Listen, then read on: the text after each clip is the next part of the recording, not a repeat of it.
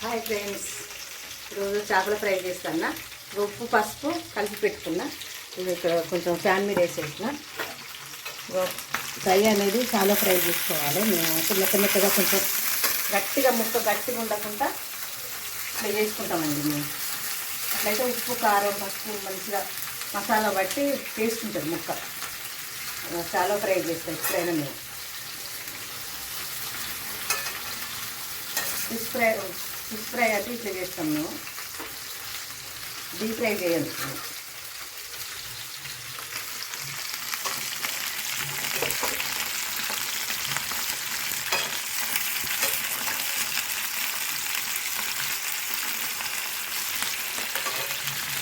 చాలా ఫ్రై మంచిగా ముక్క తింటే మెత్తగా మంచిగా ఉంటుంది.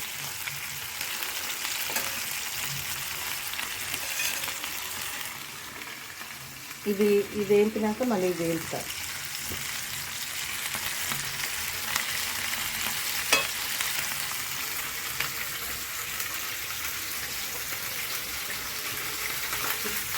పులుసు కూడా సూపర్ ఉందండి.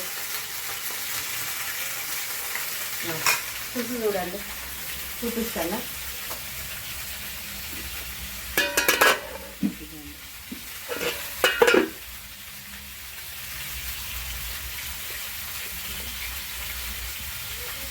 ఇది మసాలా, జీలకర్ర అల్లం, జీలకర్ర మెంతుల పొడి దంచి లాస్ట్కి వేసుకుంటాం మేము.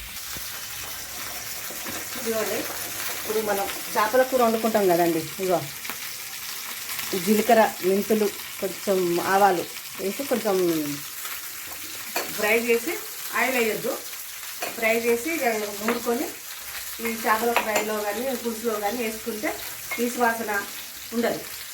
అది వేస్తేనే మంచి వేరే లెవెల్ స్టైల్ ఉంటుంది, బాగుంటుందండి. ఇదైతే ఎప్పుడైనా మేము ఇప్పుడు వేసుకుంటాం. మళ్ళీ వేరే మసాలాలు అన్నీ పట్టించి కూర వండుతా. ఈ ఫ్రైకి మాత్రం ఇట్లా వేస్తే మళ్ళీ లాస్ట్కి పులుసులో కూడా పైన దంచేసిన మసాలా వేస్తా. టేస్ట్ బాగుంటుంది, నీటి వాసన అనేది రాదు.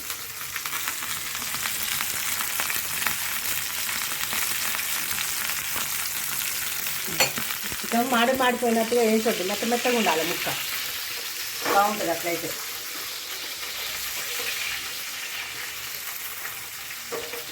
ఆయిల్ కూడా ఎక్కువ వేయని అవసరం లేదండి, కొంచెం వేసుకుంటే చాలు. 2-3 పావులు పోసుకుంటే మంచిగా వేగుతాయి. ఇందులోనే ఇంకా మసాలాలు అవన్నీ వేసేస్తే ముక్కకు మంచిగా పడుతుంది.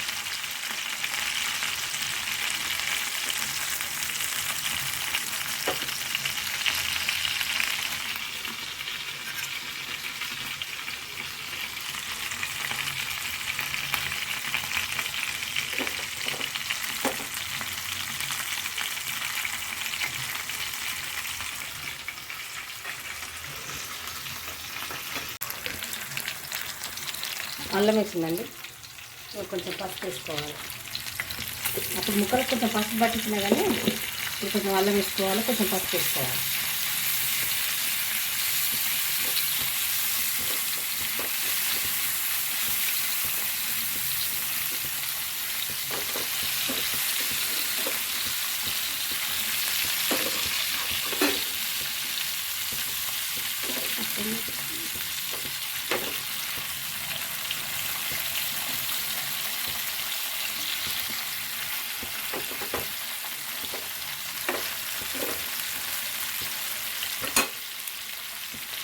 కారం వేస్తాను, కారం స్పూన్ వేసుకుంటే చాలు, ఫ్రై కదా.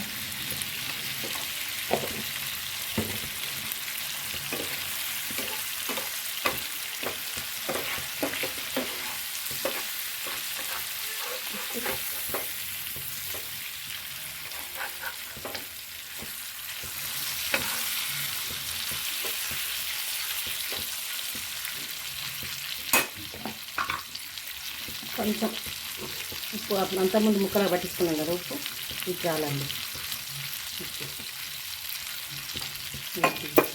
ఈ మసాలా వేసేస్తా, దంచి పెట్టుకున్న మసాలాలు కదా, జీలకర్ర ధనియాలు టీ పొడి మెంతులు బాగుంటాయి.